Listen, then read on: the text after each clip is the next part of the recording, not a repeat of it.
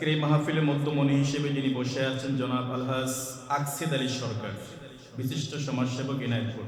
আপনি মাশাআল্লাহ, দোয়া করি আল্লাহ তাআলা আমাদের সভাপতিকে হায়াতের ভিতরে বারাকাত দান করুন, সকলে পড়ি আমিন। আজকের এই মাহফিলের প্রধান আকর্ষণ, চিফ গেস্ট সুদূর খুলনা থেকে আগত আমার প্রাণপ্রিয় বড় ভাই মৌলানা শহীদ হোসেন বিপ্লবী। আলহামদুলিল্লাহ, ইতিপূর্বে উনি আমাদের মাঝে হাজির হয়েছে, আমরা সকলে পড়ে আলহামদুলিল্লাহ। আমার পূর্বে কথা বলেছেন আপনাদের অত্যন্ত প্রিয় একজন আলেমে দিন হযরত মাওলানা শাহ আলম সাহেব, আরবি প্রভাষক, ইনায়তপুর ইসলামী ফাজিল সিনা মাদ্রাসা এবং ইমাম ও খতিব অত্র জামে মসজিদ। খুব চমৎকার কণ্ঠে কথা বলেছেন। আল্লাহ তাআলা ওনার কণ্ঠটাকে ইসলামের জন্য দারাজ করে দিক, আমরা সকলে পড়ে আমিন। মঞ্চে উপবিষ্ট আছেন অত্র এলাকার বিশিষ্ট জনেরা, আমার সামনে বসা আছেন দিন প্রিয়, তাওহীদ প্রিয়, ইসলাম প্রিয় মুরব্বিয়ানে কেরাম, যুবক ভাইয়েরা, পর্দার অন্তর আড়ালের পর্দানিশী মা বোনেরা, সকলকে এই মাহফিলের পক্ষ থেকে আহলান সাহলান মোবারকবাদ জানিয়ে আমি আবারও আমার হৃদয় রিঙ্গানো সালাম জ্ঞাপন করছি। আসসালামু আলাইকুম ওয়া রাহমাতুল্লাহ। প্রশংসার একমাত্র মালিককে, আরেকটু জোরে বলুন, প্রশংসার একমাত্র মালিককে। প্রাণ খুলে হৃদয়ের সমস্তটুকু ভালোবাসা উজাড় করে আমরা সেই মহান মনিবের প্রতি একবার সিজদা অবনত চিত্তে শুকরিয়া আদায় করছি। সকলে পড়ি আলহামদুলিল্লাহ, আরো জোরে পড়ি আলহামদুলিল্লাহ। দরুদ পড়ছি বিশ্বজাহানের মুফতি, দুধ মুক্তির দেশেরই মানবতার মহান শিক্ষক বিশ্বনবী মুহাম্মদুর রাসূলুল্লাহ সাল্লাল্লাহু আলাইহি ওয়াসাল্লাম। আপনারা সবাই কেমন আছেন? আলহামদুলিল্লাহ, আল্লাহ পাক খুব ভালো রেখেছে। আপনাদের সাথে এরকম ভাবে বসার সুযোগ আমার খুব একটা বেশি হয় না।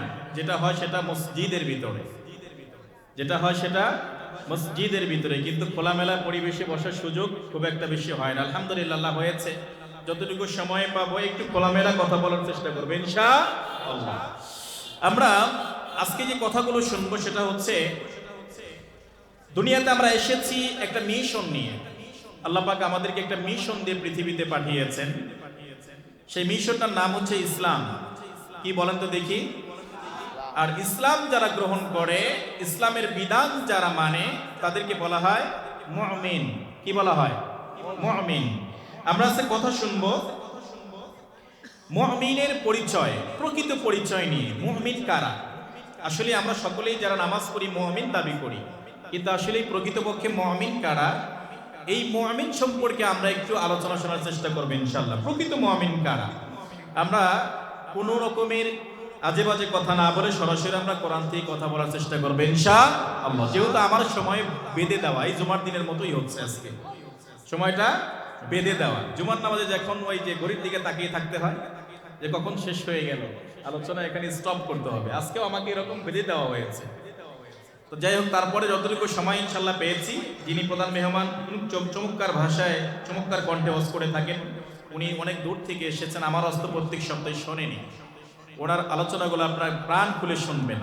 ওনার পরিচয় আমি সংক্ষিপ্ত আকারে শুনেছি। উনি আমাদের প্রাণপ্রিয় কলিজার টুকরা মুফাসসির, যাকে আমরা হৃদয় দিয়ে ভালোবাসতাম।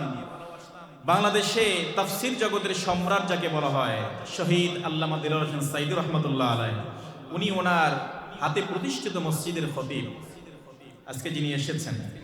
খুব ভালো লাগলো কথা বলে। ওনার কথাগুলো আপনারা শুনবেন ধৈর্য সহকারে, যেহেতু উনি কাছাকাছি থাকার সুযোগ হয়েছে। আল্লাহ পাক যেন ওনাকেও কোরআনের কথাগুলো বলার তৌফিক দেয়, আমরা সকলে পড়ি আমিন। আমরা সরাসরি কোরআন থেকে কথা শুনবো। প্রকৃত মুমিনের পরিচয় আল্লাহ তাআলা নিজেই মুমিনের পরিচয়গুলো দিয়ে দিয়েছেন কোরআনে। সুবহানাল্লাহ পড়ো। আমাদেরকে পরিচয় খুঁজতে হয় নাই, তিনি সরাসরি আমাদেরকে জানিয়ে দিয়েছেন। কি করেছেন? সরাসরি জানিয়ে দিয়েছেন। সূরাতুল আনফাল, সূরাতুল আনফাল আয়াত নাম্বার 2 এবং 3, খুতবার শুরুতে যেটা আমি তেলাওয়াত করেছি। রব্বুল আলামিন বলেন,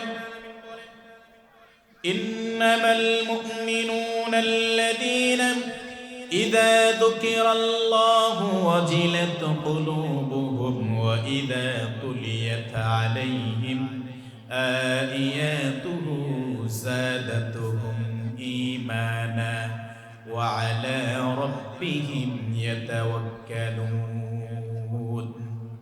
الذين يقيمون الصلاة ومما رزقناهم ينفقون أولئك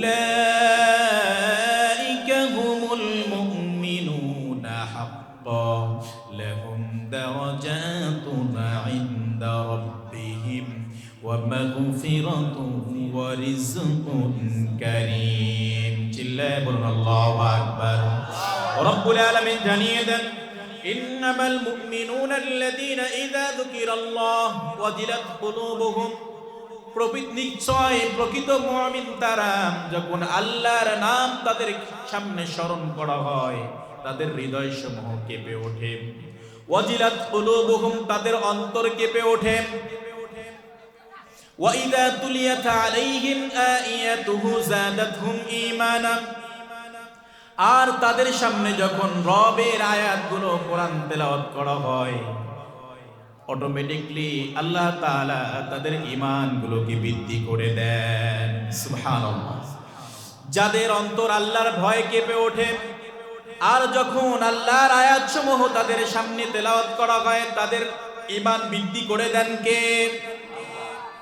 এতটা বৃদ্ধি হয়ে যায় ঈমান পরের অংশে রব্বুল আলামিন বলছেন ওয়া আলা রাব্বিহিম ইয়াতাওয়াক্কালুন ঈমান বৃদ্ধি হয়ে এমন পর্যায়ে চলে যায় তারা সদা সর্বদা জীবনের সর্বক্ষেত্রে সব জায়গায় কেবলমাত্র একজনের উপরে ভরসা করে তিনি কে আরো জোরে বলেন তিনি কে এরপরে রব্বুল আলামিন জানিয়ে দিয়েছেন প্রকৃত মুমিন হচ্ছেন তারাই উলাইকা হুমুল মুমিনুনা হাক্কা প্রকৃত মুমিন তারাই লাহুম দারাজাতুন ইনদা রাব্বিহিম ওয়া মাগফিরাতুন ওয়া রিজকুন কারীম লাহুম দারাজাতুন ইনদা রাব্বিহিম ওয়া মাগফিরাতুন ওয়া রিজকুন কারীম আল্লাহ তাআলা এখানে জানিয়ে দিচ্ছেন প্রকৃত মুমিন তারাই তাদের জন্য আমি আল্লাহ তিনটি পুরস্কার রেখে দিয়েছি সুবহানাল্লাহ পড়ি কয়টি পুরস্কার উলাইকা হুমুল মুমিনুনা হাক্কা লাহুম দারাজাতুন ইনদা রাব্বিহিম এক নাম্বার পুরস্কার তাদের জন্য